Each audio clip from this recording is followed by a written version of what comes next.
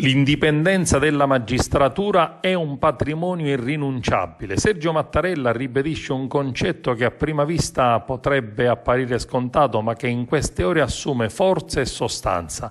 Lo ha ribadito e confermato il Presidente della Repubblica da Napoli in occasione dell'inaugurazione della terza sede della Scuola Superiore di Magistratura accanto al Ministro della Giustizia Carlo Nordio. Nordio ha parlato di un progetto di riforma della giustizia importante, pronto per essere adottato dal Consiglio dei Ministri e successivamente in aula per il dibattito parlamentare. Naturalmente il Capo dello Stato e Presidente del Consiglio Superiore della Magistratura non entra nel merito dei provvedimenti, ma attraverso un discorso denso e pieno di riferimenti sembra indirizzarsi sia al governo che alle stesse toghe. I magistrati, ha sottolineato il Presidente, non sono responsabili politicamente, ma soggetti soltanto alla legge, essendo non eletti.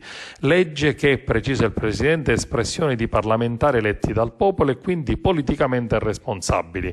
Una precisazione che Mattarella ha ritenuto di dover ribadire perché da queste considerazioni si ritrova l'essenza dell'indipendenza della magistratura come patrimonio irrinunciabile dello Stato di diritto e della nostra democrazia costituzionale.